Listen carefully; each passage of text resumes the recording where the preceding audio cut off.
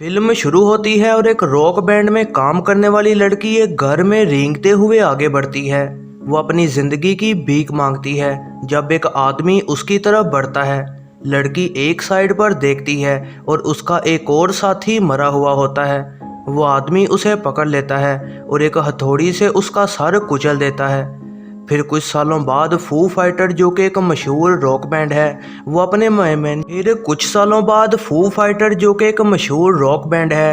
Manager शिल से मिलता है ताकि अपनी नई एल्बम निकाल सके। मेन आर्टिस्ट डेव ग्रोल किसी भी नए म्यूजिक को सोच नहीं पा रहा होता।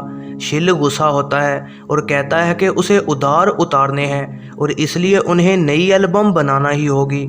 ग्रोल कहता है कि वो चाहता है कि वो स्टूडियो की बजाय किसी और जगह पर म्यूजिक जाकर बनाए ताकि वो ठीक से कुछ नया सोच सके। शिल फिर एक नए घर को किराए पर लेता है ताकि वहाँ बैंड जाकर नया म्यूजिक बना सके। डेव ग्रोल और उसके बैंड के तमाम साथी फिर उस घर में पहुँचते हैं। ये वही घर है जो मूवी के शुरू में दिखाया गया था। प्रॉपर्टी डीलर उन्हें घर को दिखाती है और ग्रोल को उन कत्लों के ख्याल आते हैं जो मूवी के शुरू में दिखाए गए थे। ग्रोल इस माहौल से काफ़ी खुश होता है और बैंड को मना लेता है कि वो यहीं रुककर म्यूज़िक रिकॉर्ड करेंगे। जब वो चीज़ें सेट कर रहे होते हैं उनका एक साथी करंट लगने की वजह से मर जाता है और ये किसी भूत का काम होता है। लेकिन ग्रोल उन्हें मनाता है कि वो उस मरने वाले की याद में अपनी रिकॉर्डिंग जारी रखेंगे। लेकिन ग्रोल फिर भी कोई नया म्यूज़िक सोच नहीं पाता और इस बात पर बेहद परेशान होता है। वो अपनी हमसाई समंथा से मिलते हैं जो कि उनसे थोड़ा दोस्ती कर लेती है। एक रात ग्रोल को शैतानों के ख्वाब आते हैं। वो जागता है और किसी चीज़ का जंगल में पीछा करता है। वो वहाँ एक गोदाम में पहुँचता है। वहाँ पर एक जानवर को काट कर खोला गया होता है। उसे वहाँ एक ऑडियो रिकॉर्डिंग भी मिलती है जो कि ड्रीम विडो नाम के किसी बैंड ने बनाई है। ये वही बैंड है जो शुरू में मारा गया था। वो रिकॉर्डिंग चलाता है और बेहद कमाल का रॉक म्यूजिक चलता है। लेकिन रिकॉर्डिंग अचानक उलट साइड को चलना शुरू हो जाती है और ग्रोल पर कोई ना दिखने वाला शैतान कब्जा कर लेता है। अगली सुबह ग्रोल बैंड को बुलाता है और एक कमाल का म्यूजिक गिटार पर बजाता है। वो बताता है कि उसने नए किस्म का म्यूजिक बना लिया है। वो बैंड को रिहर्सल करवाना शुरू कर देता है। बैंड इस नए म्यूजिक के साथ जल्द बेहद मशहूर हो जाएगा। उस रात ग्रोल एक डिलीवरी मैन से मिलता है जिसका अपना बैंड है और वो फू फाइटर्स को बेहद पसंद करता है। फू फाइटर्स लगातार रिकॉर्डिंग करते जाती हैं और बैंड ग्रोल की बढ़ती हुई डिमांड से थोड़ा नाखुश भी होता है। फिर समंथा बैंड के लिए एक डिश लाती है और बैंड को वार्निंग देती है कि इस घर में कई कत्ल हो चुके हैं। ग्रोल कुछ ग्रोसरी का ऑर्डर करता है और डिलीवरी मैन को मार दिया जाता है जब वो जंगल में किसी चीज़ का पीछा कर रहा होता है। उस रात ग्रोल गोश्त को कच्चा खाना शुरू कर देता है और बैंड काफ़ी हैरान होता है। जैसे जैसे टाइम गुजरता है वो गाना जो वो बना रहे होते हैं 30 मिनट से भी लंबा हो जाता है। प्रॉपर्टी डीलर वहां आती है और घर बेहद गंदा होता है और बैंड भी अब ग्रोल पर बेहद ज़्यादा गुस्सा होने लग जाता है। फिर आखिरकार एक साथी ग्रोल पर बेहद गुस्सा हो जाता है और रिहर्सल छोड़कर लंच बनाने चला जाता है। जब वो खाना बना रहा होता है ग्रोल उसके पीछे आता है और उसे ग्रिल के ऊपर जलाकर मार देता है। इसी दौरान एक और साथी डिलीवरी मैन का फटा हुआ और सर के बगैर जिस्म ढूंढ लेता है। बैंड पुलिस को कॉल करना चाहता है लेकिन ग्रोल उनके मोबाइल को तोड़ देता है और उनकी गाड़ी की चाबियां भी ले लेता है। वो डिमांड करता है कि वो डिलीवरी मैन की याद में ये गाना पूरा करेंगे।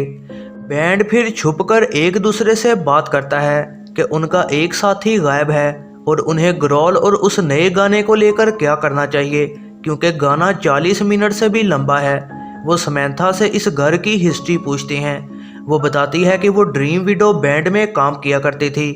वो बताती है कि उसका बैंड और वो काले जादू का इस्तेमाल करने लगे थे ताकि वो अपने गानों को और बेहतर कर सकें।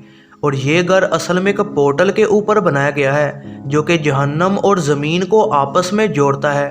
ड्रीम विडो के मेन आदमी ने एक किताब को ढूंढ लिया था जिसे के खून से एक्टिवेट किया जा सकता था। उस आदमी ने एक रकून को मारकर शैतानों से राब्ता किया था।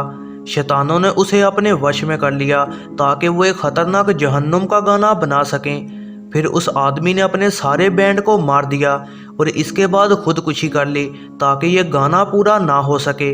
वो बताती है कि अब वही शैतान ग्रोल को वश में किए हुए है और बैंड उसकी ये बात मान जाता है।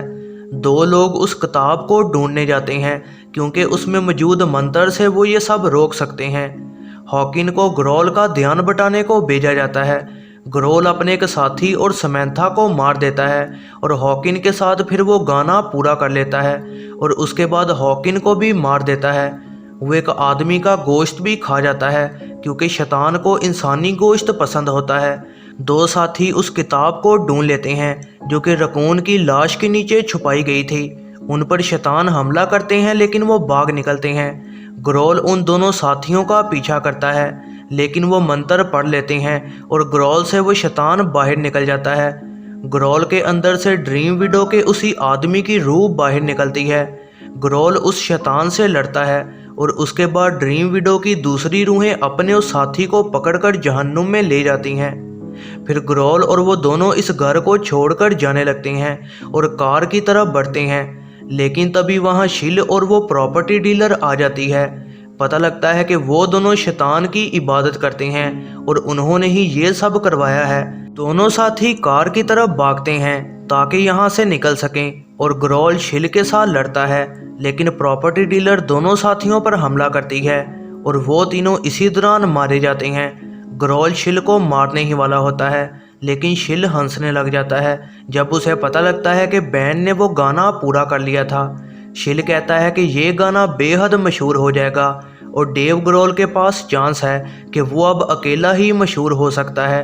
फिर 1 साल बाद का टाइम दिखाया जाता है जहां डेव ग्रोल अकेला एक कॉन्सर्ट में गाने वाला है और तमाम लोग उसे सुनने को एक्साइटेड होते हैं।